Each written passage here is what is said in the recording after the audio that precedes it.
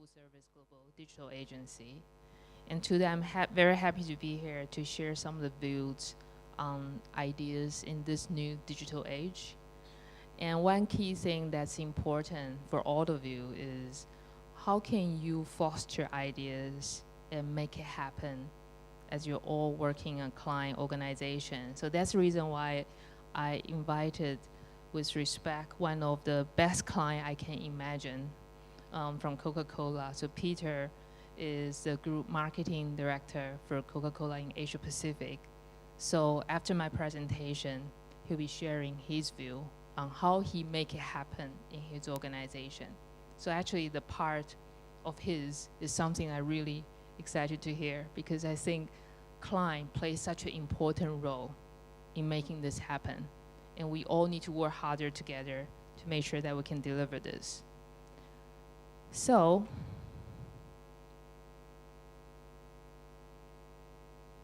let me see why.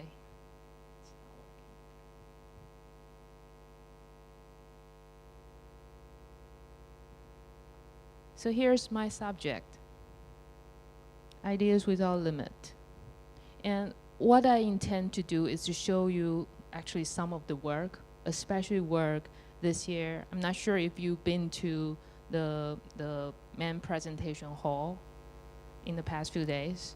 There are a lot of work that's submitted to this year's spikes. So what I'll choose is some of the work that's being submitted there. They may not be winning a medal, they may not be shortlisted, but just to make the point on innovation and ideas. So before I start, I want to talk about this rate of change. We had a long-lasting relationship with MIT's Media Lab. And one of the very interesting research that really struck me is their point of view on the rate of change. So how generation gap is defined is basically the rate of change of society is a function of the age at which youths are introduced to the dominant technology of the time. So in 1990s, the dominant technology was automobile for the United States. So 16 years is really the cycle for the rate of change, because that's the first time when a young people get to drive a car, leave their hometown, and experience a different type of life. And that's how it creates the generation changes and how that's driven the rate of change. However, in our life now, our most dominant technology is digital. And now, in year 2000, because communication is so critical, now the generation gap is 4 years. But this is actually coming out before iPad is so prevailing. If you look at the kids today, they probably get in touch with the technology even earlier than 4 years old.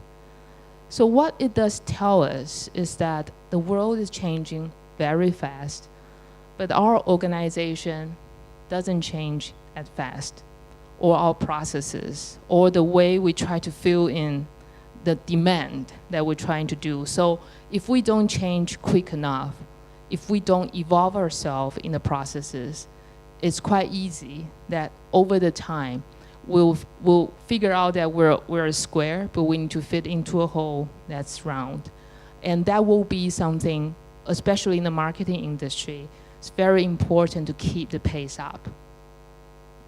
So what I believe in power of digital is not in creating just more digital communications.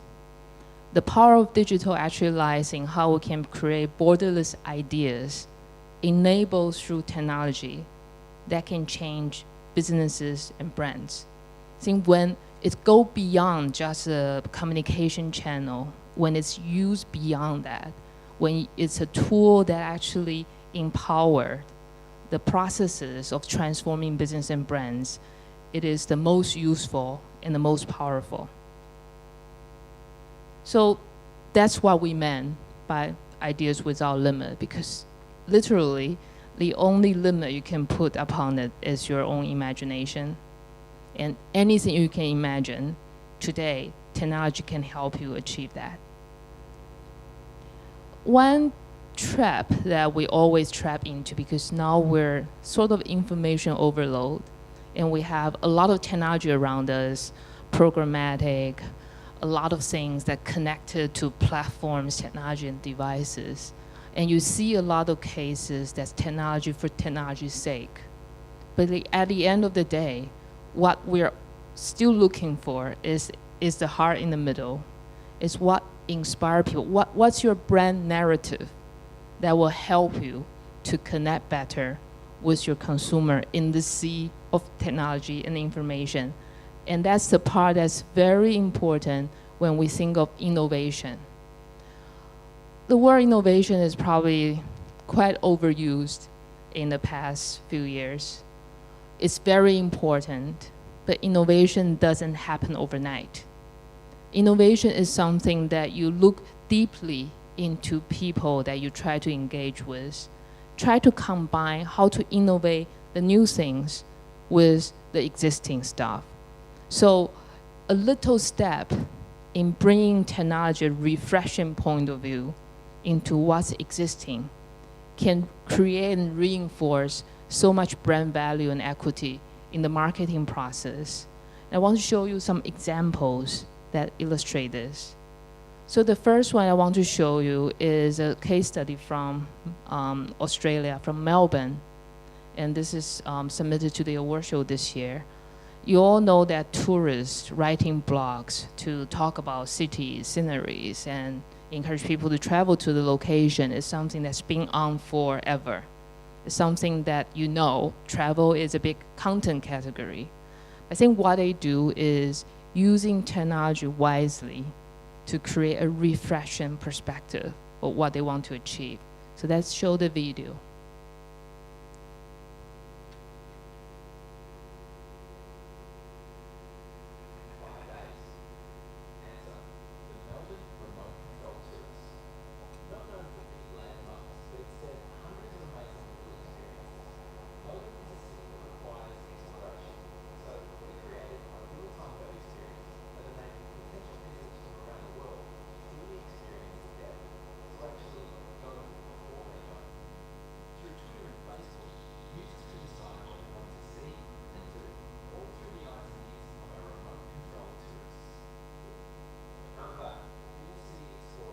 Equipped with live streaming cameras and GPS. What they experienced, you experienced. Over 5 days, our tourists completed thousands of requests. Mark and Greg want me to try a chili. I've been asked by Stephen if I can take you to Huckster Burger. Yeah, okay. They travelled by foot, bike, taxi, tram, boat, even helicopter. Took thousands of photos. They ran in the Melbourne Marathon. I'm going to run the final 100 metres. And checked into hundreds of locations. Ding dong. All of which was GPS tracked on an interactive Google map that also constantly alerted users to what was nearby. And the best bit, the more requests our tourists got, the more Melbourne city data we collected, resulting in a first of its kind crowdsourced city guide containing thousands of photos and 80 hours of video footage, letting people explore Melbourne's highlights for years to come. In all, 158 countries and almost 4,000 cities participated from around the globe. The project generated worldwide press coverage, with over 43 million earned social media impressions, plus reached a global audience of over 150 million people. We even had a successful marriage proposal. Adam, she said yes! Go before you go with the Melbourne Remote Control Tourist. Okay, so it's a very interesting way to bring in a perspective that an idea enables through technology can help to transform the way you interact with consumers. The next one I'm going to show you is from Coca-Cola. So you all are familiar probably with the Share a Coke initiative of changing, putting your name on the can or different things on the can to create that community of sharing and create that possibility for the open happiness. What I think it will do, I mean, digital obviously play a part in almost all the initiatives around the world that's labeled by Share a Coke. But I think this one happened in China, bringing a very interesting perspective in it, because the packaging and technology directly create an opportunity for that sharing beyond the drinking condition and also the social channel, word of mouth. Chinese youth are very good at expressing themselves on the internet. But in real life, when face to face, they can be shy and find it difficult to communicate.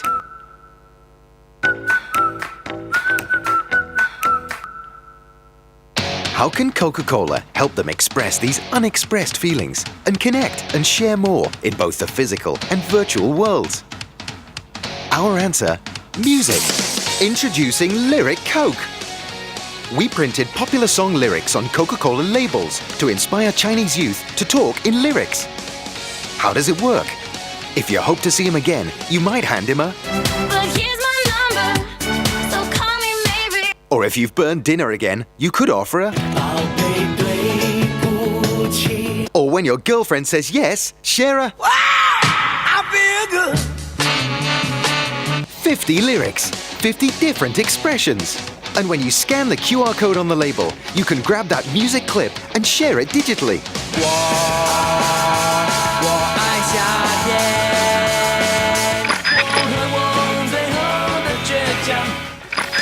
It's a whole new kind of emoticon. We call it the Musicon, an icon made of music. Of course, Musicons are designed to be shared easily within social networks, expressing your feelings with a single lyric. Even the original recording artists are sharing Lyric Cokes. And the campaign results so far have been impressive. Now Coca-Cola not only gives you uplifting refreshment, but with a Lyric Coke you can express yourself in a whole new way. Lyrics plus Coke equals... We will rock you. I think this is an interesting one of innovating the existing, adding a new perspective. But from a client's perspective, it takes a very brave client to agree on this approach. Because first of all, you have to change your packaging. Take some of your brand name away, which is something that a lot of clients protecting. So you need to have the confidence for your brand in order to push for this boundary, and also try to experiment so many different culturally relevant creativity around the world that it's not one solution fits all, but a large concept that can help to create that possibility. So I think bringing innovation of digital into the marketing cycle is something that's very rewarding if you can remember this is what a marketer meant to do, is really to give the good things to consumer of what they need.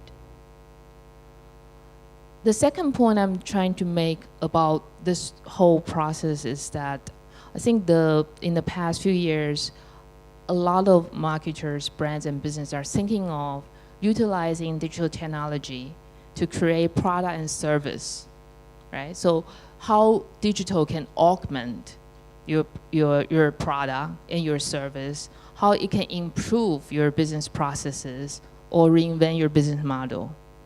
When a lot of people start to do that, the first question they ask a lot of time is to ask whether this product and service can be scaled. Because only when you create scale, you have the future opportunity. I think the thought that I want to pull back to the focus is the first thing that we have to think of is whether this digital augmentation gives you a personal, adapted, and valuable experience. Any experience needs to be human to business to human, so it has to be personal. Any experience has to be adaptive because digital and data technology enable us to learn over time on what happens and be smarter. And at the end, it has to add value to people's life. So I want to show you a couple of examples in this area and have a discussion. So the first one that I've seen this year is something targeted especially at young female, and it's called the Guardian Angel. Today, we are stepping up our fight against an epidemic that affects every mom, wife, sister, daughter, and friend. It is estimated that 1 in 5 women on college campuses has been sexually assaulted during their time there. 1 in 5. More than 80% of women were raped before 25, and more than 90% of victims knew their perpetrator. If she knew him, Could she have stopped things from spiraling out of control? Ultimately, it's self-confidence. It's having the courage that if you are uncomfortable, you tell someone you're not comfortable. And if they don't listen, that you try your best to get away from the situation. What if we can empower every woman with a simple intervention she can call upon anytime, anywhere? We call it the Guardian Angel. An elegant, wearable technology that can be worn as a necklace or a bracelet. So it's always with her when she needs it. When a girl feels the situation or date is becoming uncomfortable, all she has to do is press the button once. And through Bluetooth technology, her phone will trigger a fake call. This gives her an excuse to step away and break the chain of events. If the perpetrator persists, she can press and hold the button for 3 seconds to send an SOS to a designated number, such as her parents or her best friends. The SMS also has a link to the Google map of her location, so help can be provided quickly. Created in partnership with Aware, the Guardian Angel is available online and works anywhere in the world. As more countries and governments continue to fight the sexual assault epidemic through education, stricter laws, and punishment, the Guardian Angel puts some control back into the hands of every woman, so that she may feel safe and in a position to pursue the life she deserves. So it's a product invented through not really very advanced technology, but considering human needs on a specific segment first, and that's personal, adaptive, and valuable. The next, yes? Yeah. Yeah, so it's actually across all the possible wearables for women. Yeah, so that's, I didn't have that information. Yeah, but I think the key thing here is how wearable actually combined with mobile technology can help change it. The next one I want to show you is a case from the U.S. Actually, is together with Google Glass.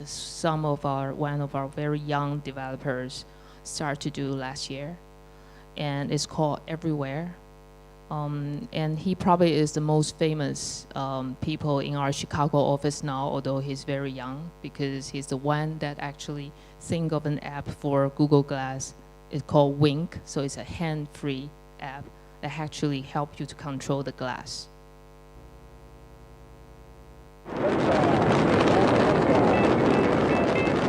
Google calls them moonshots.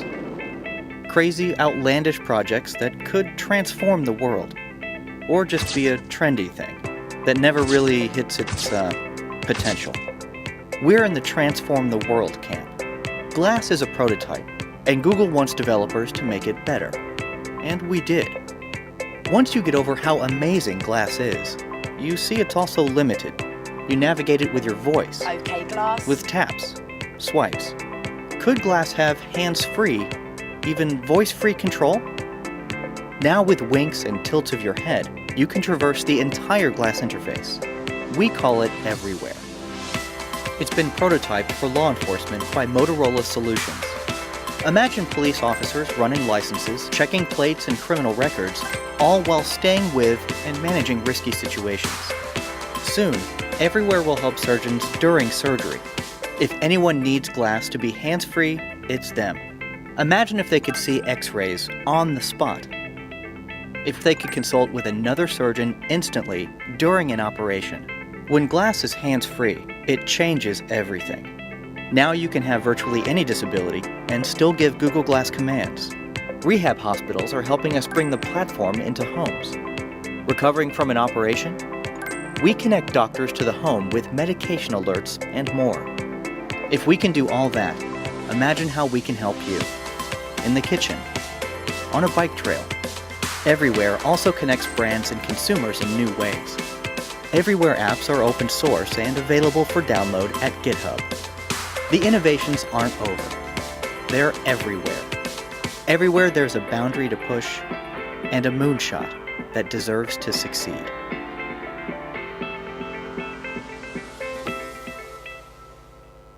So power from law reinforcement, this is also used quite widely now in the healthcare institutions to help the patients.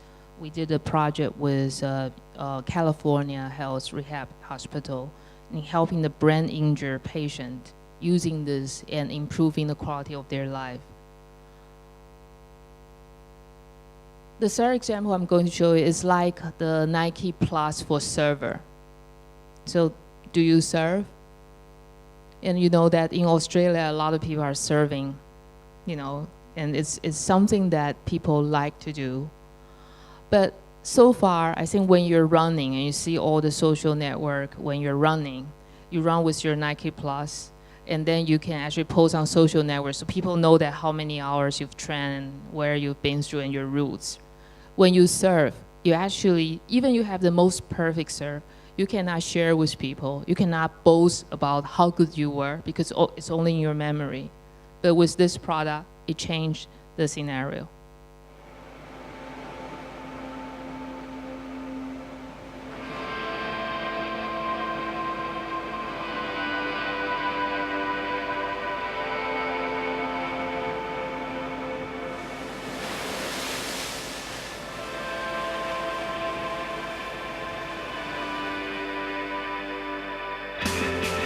Rip Curl Search, redefining the way surfers interact with the ocean, motivating them to find, capture, and relive their perfect waves. Building a connected ecosystem united by sharing the ultimate surfing experiences. In the water, the Search Watch uses GPS and accelerometers to track your every move. See your speed and distance. Go faster, go longer. Back on the beach, sync your session.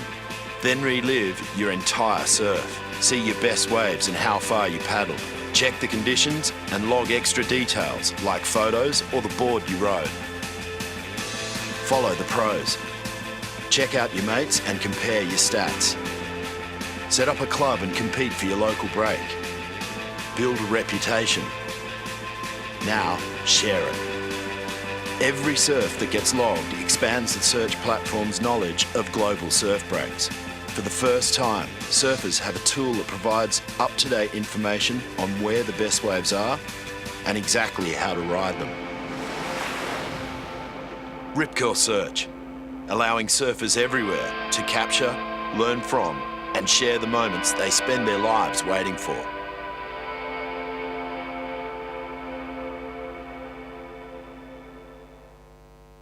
So if you look at these three digitally augmented product ideas, it's quite clear that it's all not technology for technology's sake.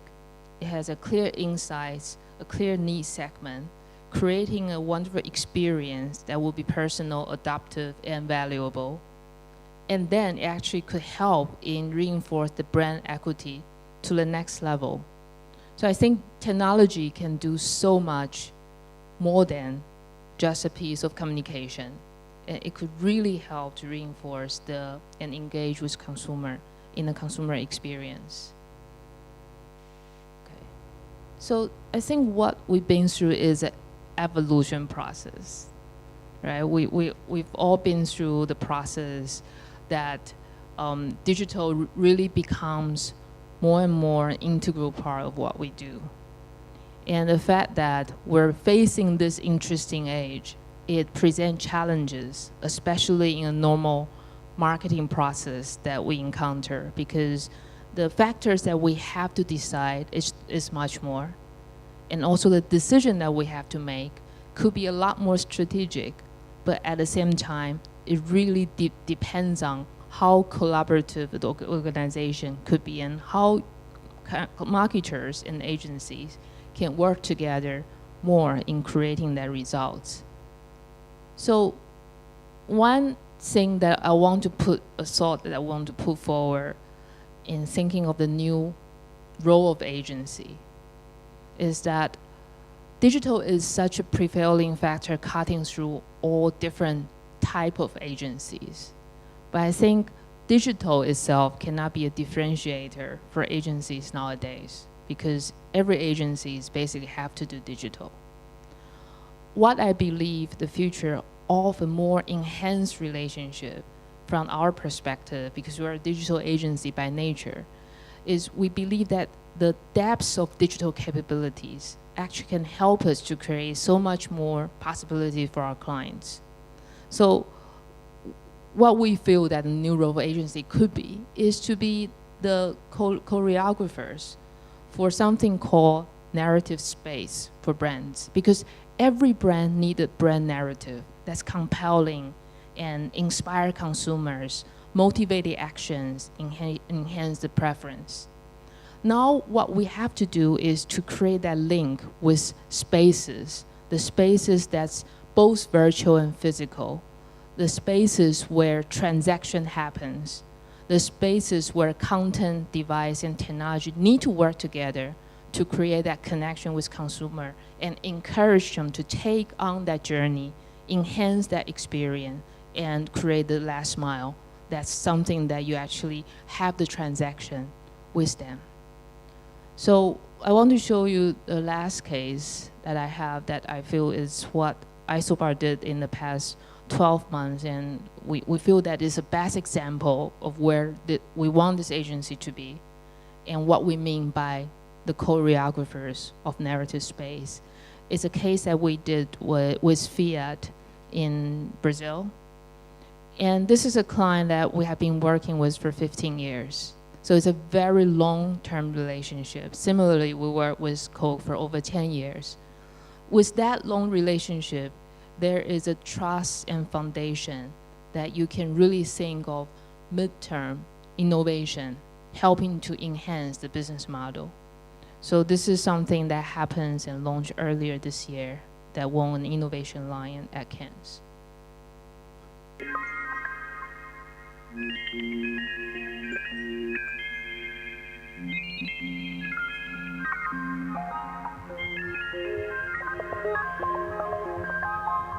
What if you could get inside your next car through the web?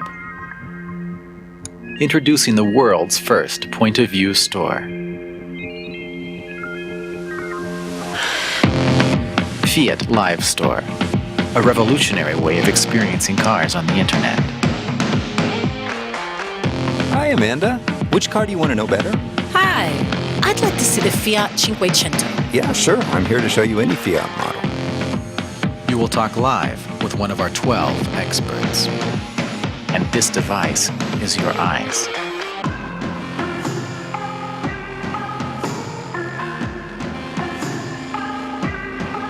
Tailor-made design to stream two-way audio and point-of-view video in real time.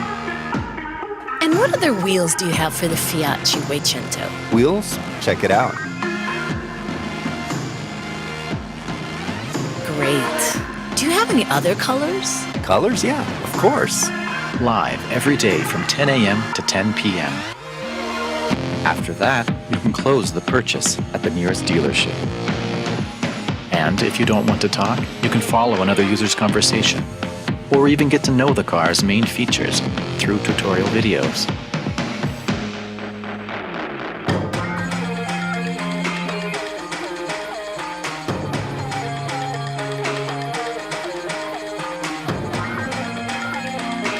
Fiat Live Store. The biggest auto innovation of the year is not a car. It's a brand new business model.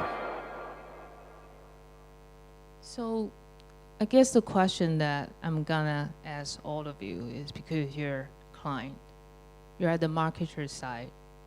When your partner come forward with an idea that you know is brave, you know it will work to resolve your business problem, how would you ensure that in the processes you can be the integral part of the process and enhance the possibility for such ideas to happen and help the brand building process?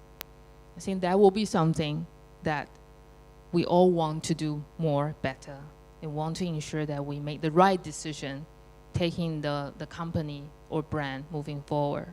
So I think, how can we be the integral part of the process? I think you need to hear from the best client I can imagine. So over to you, Peter.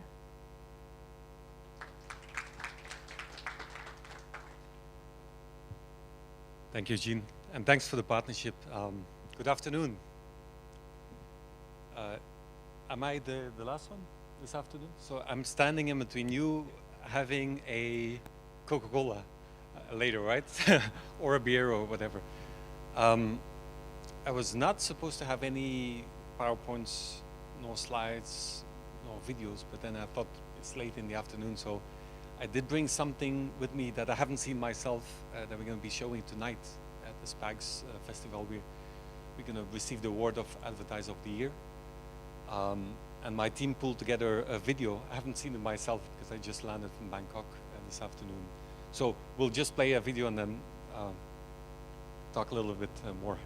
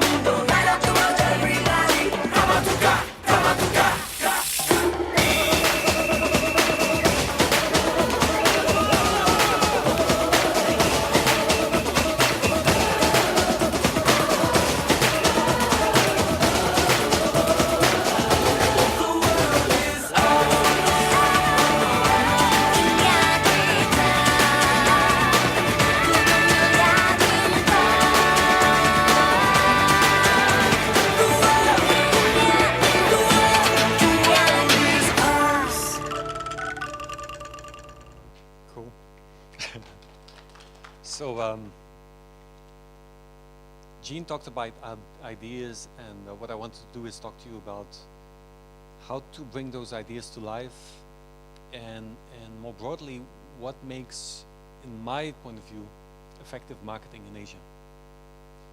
And I'd like to start with one question I'd like you to think about. When is the last time you miserably failed? Because you're at the client side also, right? You had it completely wrong. No need to answer because this is a live, this is live, so I don't want to embarrass anyone, but it's a very important question. And I stand here representing a company that probably has the biggest failure in marketing history, which is the launch of New Coke in 1982. You know, thinking that, yeah, this would be better taste, blind tested it and so forth, and all of a sudden we launched New Coke. People by the thousands came to demonstrate in front of our offices. And that's the thing, it's okay to fail. We bounce back, we learn from it, right? It's okay to fail, it's not okay not to learn from your failures. And that's an essential thing, what I believe in. Something is driving effective marketing, which is marketing entrepreneurship in Asia. And so I'm going to talk about marketing entrepreneurship with 4 words. And purely by accident, they start with A, S, I, and A, since we're in Asia. The first one might surprise you, actually, because we just saw this fancy video. The first one is availability and affordability before communication. It might surprise you because, you know, as the winner of an advertising award and so forth, but we have seen over and over again in Asia where we don't have the foundation of our business in order. You don't have our products available, affordable, accessible for people. Any communication will not be able to compensate for that. Now, when you really get it right is when you have availability, affordability, and then communication. That works as a 1 + 1 = 3 equation. So it's a, and by the way, we know that through econometric modeling. You know, we know the effect of TV advertising, digital advertising, and so forth. We know the effect of pricing and the effect of availability. You know. So that's the first A, very important. The S S stands for social and societal. There's about, in Asia, there's about 1.4 billion of those. Smartphones, feature phones, 1.4 billion, which is just massive. And the way we communicate, and Jean talked about it, the way we communicate is very different versus even 5 years ago. We launched in Asia social centers in our biggest markets. We actually track what's the buzz out there on Coke, on our other brands. We engage, we respond immediately. We make creativity on the spot. You know, with our phones, picture, send it out on Twitter, Google. We actually have a very good relationship in this part of the world with Facebook, Google, Twitter, and other partners. And it's a completely different way of operating. We used to, and still now, when you think about TV advertising, you spend a lot of investment. You invest a lot upfront, and you only have one product, and the product needs to be great, because that's the one you can spend millions of dollars behind. Versus, you know, just try, put pictures on the net and see what floats. You know, it's okay to fail. It's okay to put a lot of pictures out there. The best pictures and the best videos will emerge. You know, and that's a very, very different way of thinking about it. But also societal. More and more, we won't be able to do good marketing and good business without doing good for communities and the people around us. And we have a long way to go at Coca-Cola, but we are doing, we're making a lot of efforts actually. We, for example, in Japan, we launched a water brand which by far had the lowest weight bottle in Japan. And it's water sourced from Japan. And a lot of the competitors is water sourced from Fiji and so forth. So the carbon footprint is much lower. The PET footprint, the plastic footprint is much lower.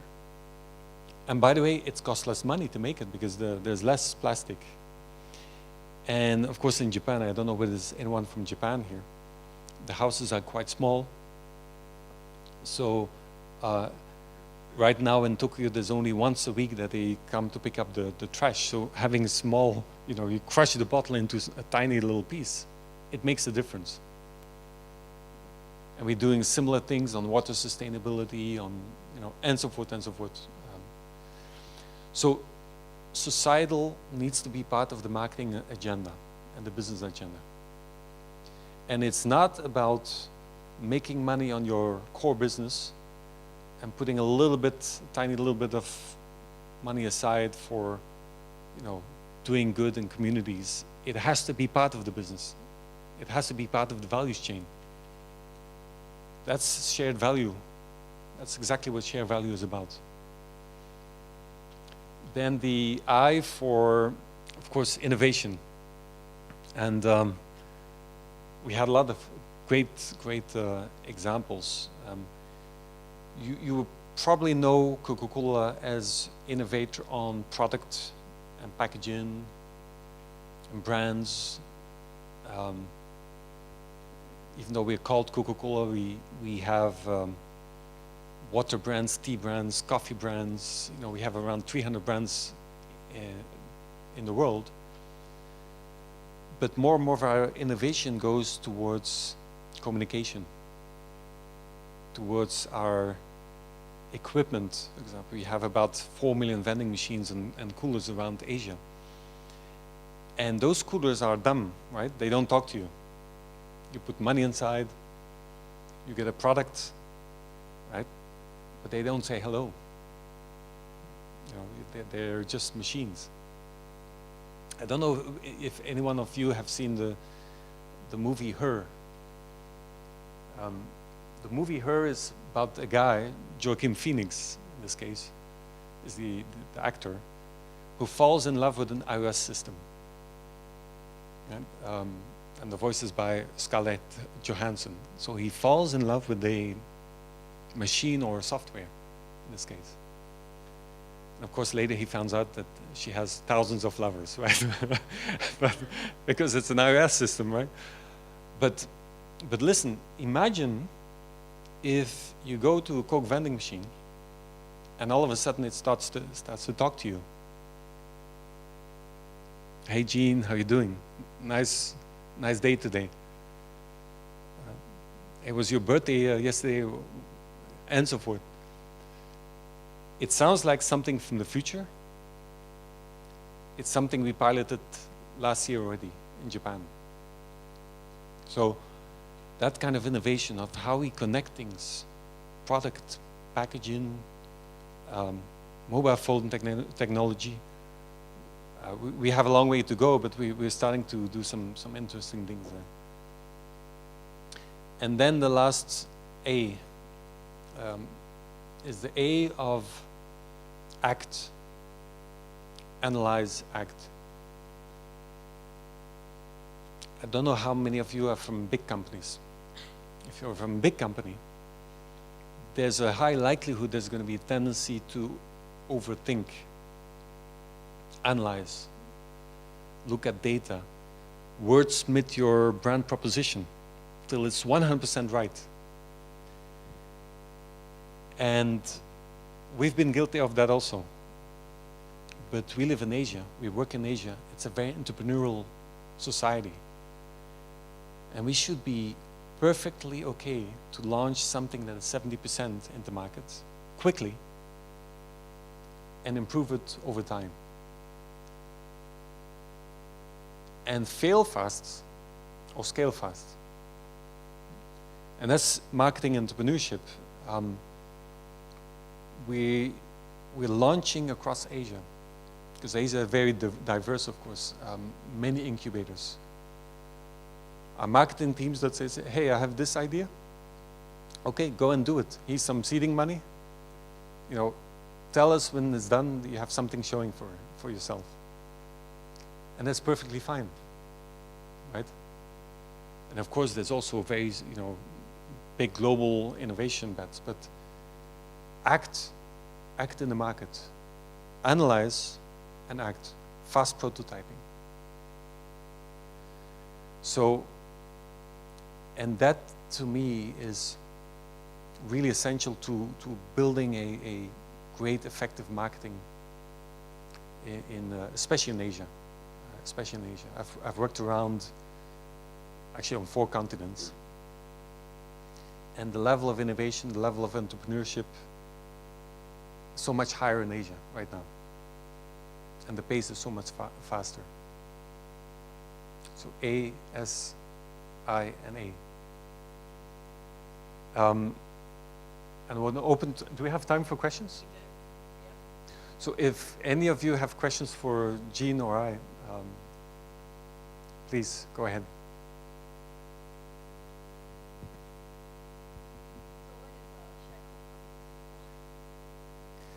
That's exactly the question I asked the team earlier this week. So why haven't you done it? Actually, we're doing a little share Coke on the awards. Oh, it's gone already? Wow.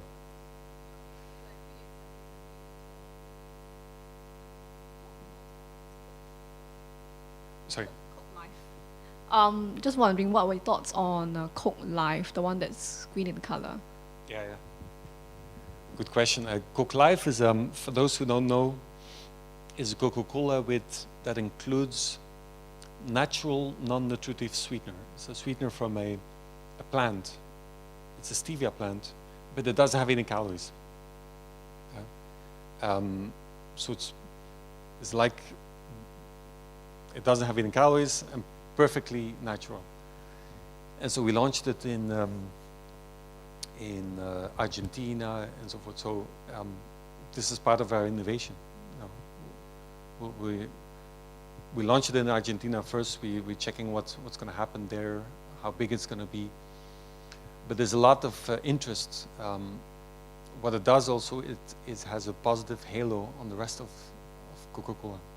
So it shows a kind of innovative way that Coca-Cola is treating its product also. So It tastes pretty well. Pretty good taste. We'll see. So you want in Singapore share a Coke and Coke Live?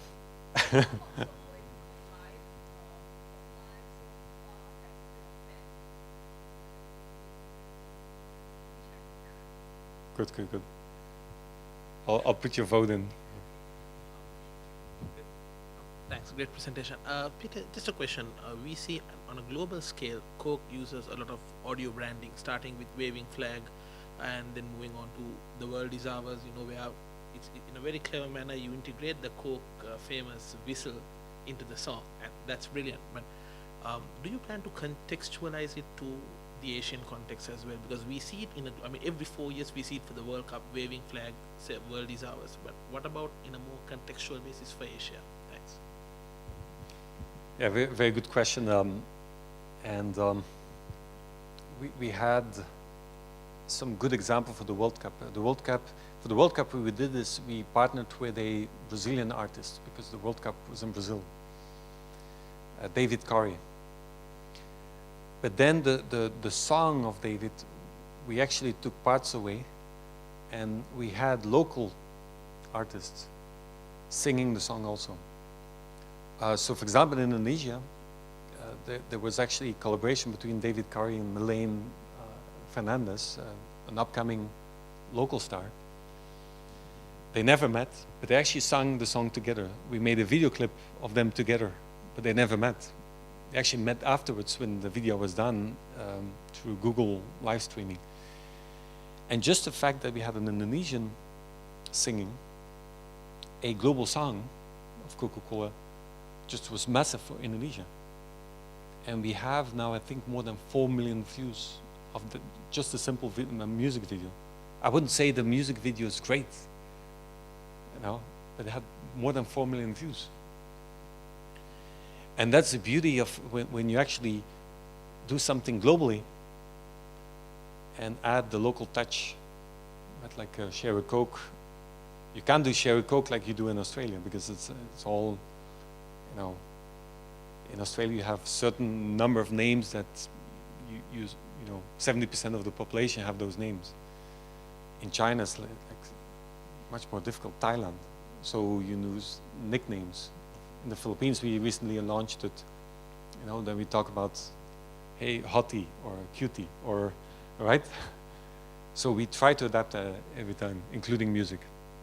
One thing I would agree with you when you said the video wasn't great. I think you're being too humble there, because what you guys did from a social media perspective was that compared with all the other football videos that were going at that time that had the celebrities and the famous footballers, you guys put the people in front, right? And nobody, it's hard, you know, happens. So that's, for me, it's more attractive even from a social media perspective, because, you know, people are sort of seeing the famous footballers in almost every video at that time, but then you guys come with this song that has the ordinary people. And I guess that was the killer punch there. It's great that you took it. It's amazing that you actually distilled the strategy behind it. You know, and thanks for that. Thanks for that. Because if you think about football, the thinking we had on the FIFA World Cup is there's more and more distance in football. You know, between the big football players, you know, the financial side of football versus the pure spontaneous side of football that, you know, many of us have played in the streets. And we wanted to bring it back actually to the streets and to simple human stories and not the big players. So yeah, that was an exciting campaign. Thanks for that.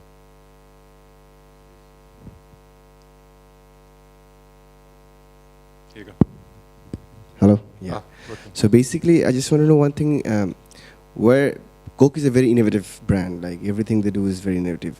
Where the innovation comes from? Is it from the technology team? Is it the product team? Is it the agency, the brand team? Because whatever you're doing is everything is unique and is very creative. I'm sure not everything is not coming from the agencies. I'm sure you guys are doing things internally as well. And the second thing is every innovation is quite expensive, you know, be it the vending machine, be it the bottle shapes and everything. So how do you justify the cost? It's true that innovation comes a little bit from everywhere in our company. There's, let's say, there would be, imagine there's a central force that we have a couple of areas that we're working on that are global priorities. Right? So, for example, Coke Live, finding a non-nutritive natural sweetener is a big priority because that's a potentially a big game changer. So no single country can do what we do centrally. But then, we complement with a lot of innovative thinking in, as we call it, in the field, right? That can be product, packaging, equipment, social media, and so forth. And the fundamental thinking is that the likelihood there's better ideas outside of this room than inside of the room is very big. There's only so much ideas that you can have inside the room, or in our case, inside the company. So the great thing about Coca-Cola is a lot of people want to work with Coke. Agencies want to work with Coke, and technology providers and so forth. And what we're trying to do is like have a great network of people and trusted partners around us. And and sometimes these ideas comes out of brainstorming. Share a Coke was a simple brainstorming, and it happened in Australia, and before you know it, it happened in more than 70 countries. And I don't think that, to your second question, that a lot of it has to cost a lot of money. The execution might be costing a lot of money when you get to rolling it out, but prototyping doesn't have to cost a lot of money. Testing does have to cost a lot of money. So for example, in Indonesia, we have coolers that have the ability to supercharge your mobile phone. Because, as you know, the battery life of a mobile phone is a real issue right now. And I believe there's someone from Samsung here. You're tapping into that inside. And so the thinking was let's do something with supercharging mobile phones on our coolers, and that didn't cost anything to do that. I mean, some time of our people, a little bit of money, but you can easily test and prototype and quickly. I was amazed, by the way, that yesterday I read the news that India has launched a how do you call it, to Mars, space shuttle to Mars at 1/10 of the cost of NASA. So that's the other thing, you know. 1/10 of the cost. It's actually less costly than a Hollywood movie. It's amazing. So again, since we're in Asia, there's a lot you can do with in an entrepreneurial way.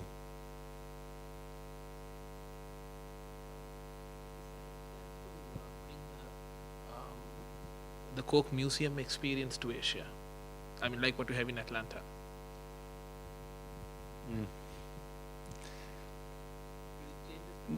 Next, it might actually, next year we're celebrating the 100th year anniversary of the contour-shaped bottle, the real Coke bottle.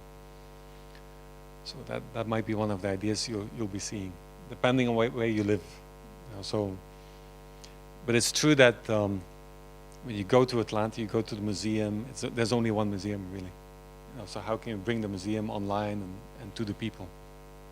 So maybe yes.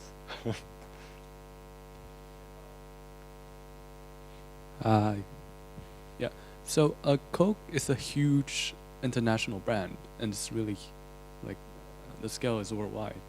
And for that scale of people, how do you get a culture of innovation? I'm sure at one point Coke wasn't innovating enough, and you guys had to change something.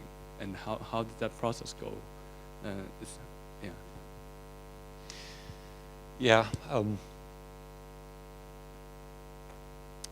In a way, it's interesting because I used to work in Atlanta, And when you go to the museum or the archives, because in our offices, -1, there's actually archives, which are as interesting as the museum, because you see 128 years of history in the archives. It's actually quite amazing how much innovation was done by Coke in 128 years, right? Just the fact of contour bottle, for example, or starting with Diet Coke, or one of the first, well, actually the first drink that was in space, on the moon, and so forth and so forth. So there's been ups and downs. We have had some innovation that was really far away from the core of our business. As a matter of fact, we even went into movie industry at one point in time. So in the archives, you actually see an Oscar for the movie Gandhi, because we owned the producers of that. But I think we keep on coming back to the core of our business, which is non-alcoholic beverages and everything around it. Everything around it can be a little bit flexible. It can be a Coke station, a Coke radio. It can be this. This is the activity tracker, Misfit. You can buy it in Apple stores, and we have equity in this company, right? Because we see it, because we have a whole range of products, and active, healthy living is a very important part of our sustainability program. So that's why we have this also. So I wouldn't say there was one moment in time where there was no innovation. You keep on seeing it back and forth. There was a moment in time we went really all the way out, away from our business, and that was not a good idea. I think you had a question also. I would like to believe, our generation of young marketeers, we are relatively innovative and risk-taking. So, but how do we persuade our management to adopt taking risks and being more innovative? I come from Pfizer, so it's a healthcare industry, so we're very, very strict about a lot of guidelines, and they're very afraid to do anything that's new. So what can we do to, change that from, a management point of view? Good question. And now I'm thinking Pfizer, wow. That's because there's so many restrictions, right, to what you can do. In my context is, in a way, sometimes it's better to try out already without anyone knowing, and just, and either, but so that doesn't work for Pfizer. See, I use this on my cat and look at her.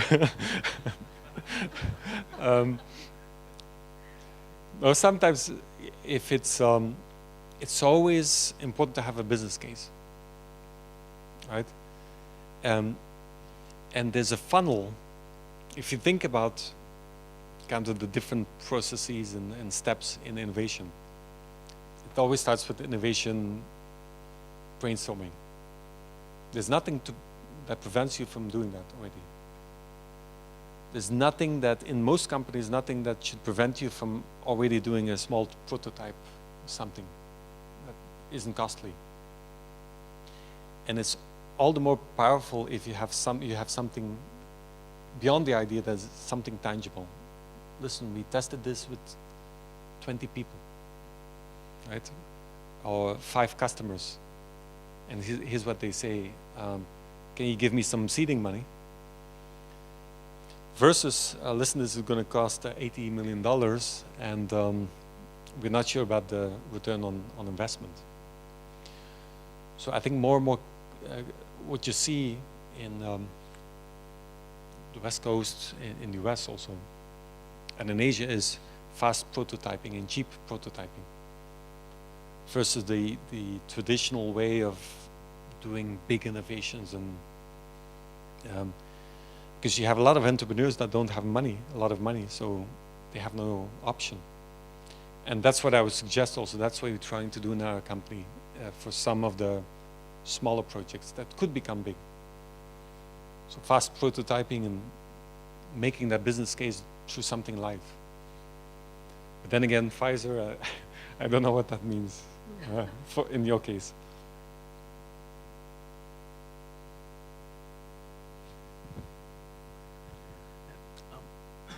How fast is your approval process? If I mean, for example, being a global brand, I'm sure you have the global brand teams, but at the same time, a regional idea, it must be going to some global level for approvals, because at the end of the day, the Coke value has to be across all the promotions and ideas. So how much time do you take, and how do you do it for a big company like Coke? There's actually not that much that goes to Atlanta in our case.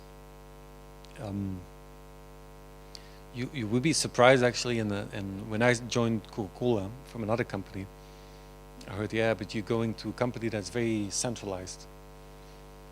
And no, it was actually much more decentralized than the company I was in cosmetics before. Much more decentralized. And the reason for that is we work with bottlers all over the world. It's a franchise system. And they put a lot of capex and a lot of money in machines and bottles and distribution and what have you not. So the most important where we feel the heartbeat of our company is really in the local markets. And Jean will know that. Now, we are very strict when it comes to a couple of things. Formula. No, actually worked on Coke for 3.5 years in Atlanta, and of course nowhere did I get close to the formula of Coke. So that's very strict. That's never going to change, formulas. And everything that is quality, everything that is visual identity and design, bottle shape, because these are so essential to the value of our trademarks and the value of our company. But then a lot of it is actually judgment in the market, and especially when you talk about social media, right? Imagine if you would have, for Facebook posts, you would have to go to Atlanta. By the time you can post it, it's like, it's a decade in Facebook terms. And so what we're doing right now is the principle of empowerment. The people actually that post online don't have to ask for approval. We train them up front. We make sure that they have the capability to do it. But only if there's a real, if they're not sure, right? Or it's a tricky question. Sometimes we get some tricky questions on, okay, then we ask for approval. But by far, 95% of the posts, it's just our people, actually, young people that are just blogging. So you would be surprised, actually, that there's not that many things that go to Atlanta. Yeah. Yeah. Yeah. And in my wallet, I have the Coke Red color, so when I see red, I can see whether this is Coke Red or not. So thank you. It was a pleasure talking to you, and thank you, Jean, for partnership. And congratulations on the Advertiser of the Year. Thank you. Yeah, great achievement. Thanks, Jean. Thanks, Peter. All right, guys. Well, that pretty much wraps up our session. I know some of you are also going off to the Facebook presentation upstairs. Is that correct? So maybe, yeah, exchange phone numbers, cards, whatever you need to do. And you've been an absolutely awesome group. I've absolutely loved it. So thank you very much. Good job.